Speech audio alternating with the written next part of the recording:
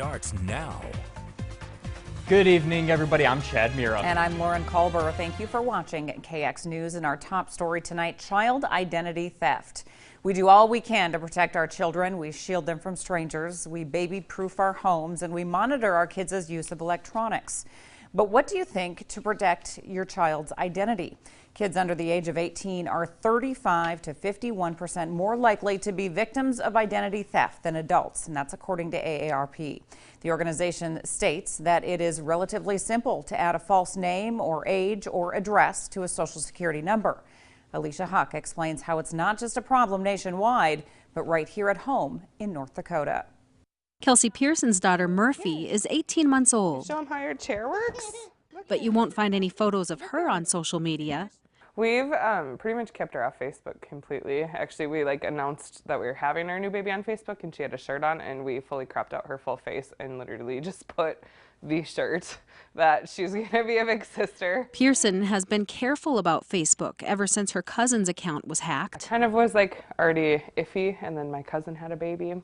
And right after she had her baby, somebody hacked her Facebook and she couldn't get it back. And so then that was my final decision. I'm I don't want anyone to have my baby's pictures that I can't get back. And so that Facebook profile's still out there. It's a foreign name and her baby's pictures are still all over it. She's safeguarding her daughter against childhood identity theft, a real problem in the United States. A study found 1 million American children were victims of identity theft in 2017. The number one reason? Child identity theft goes unnoticed for a very long time, sometimes years. The cleverness and ingenuity of these ID thieves and just the common criminals is just unbelievable. And they just get better and better at obtaining our information and then misusing that information, and usually we're reacting to it. And I think we need to be more proactive. That's Peril Grossman, the Assistant Attorney General of North Dakota. He says a big reason identity thieves are drawn to kids is the fact that they have a clear credit history. A child's Social Security number has not been used for financial purposes, and this is even more valued by hackers. So how do we as parents know our child's identity is safe? There are no absolute guarantees against identity theft, but a credit freeze is probably the closest any of us could come to protecting ourselves or our minor children from identity theft. There are 3 major credit reporting agencies, and they include Equifax, Experian, and TransUnion. Now, Grossman urges consumers to check with all 3 agencies.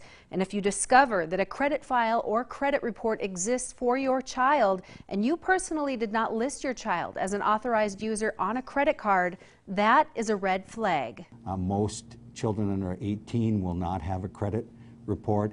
In fact, the 3 major credit reporting agencies do not report any data for children under 13 years of age. If your child is a victim of identity theft, there are actions you can take to restore their credit, but it can take months to even years, and problems may continue.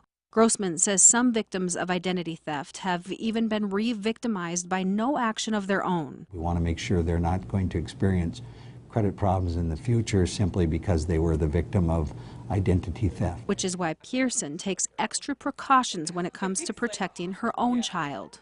I don't think people take the steps or realize how easy it is to steal a child's picture and even put it as their own Facebook. And you see and hear so many people who get their identity stolen through credit card theft and that sort of thing. And for her, she's just a little girl, so I wouldn't want that to happen. And it's a really large pain when it does happen. Reporting for KX News, I'm Alicia Huck. Other signs that your child's identity may have been compromised include receiving notices from the IRS saying your child did not pay income taxes. They are turned down for government benefits, or you get collection calls or bills for products or services your child did not receive.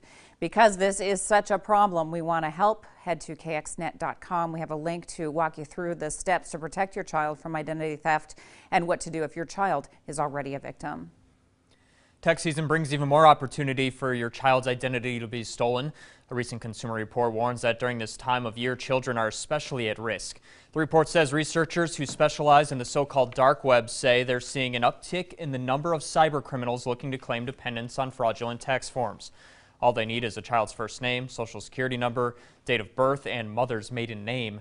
On the dark web, that kind of information goes for about $312. By comparison, that information for an adult is just $5. So given all these dangers, what's a parent to do?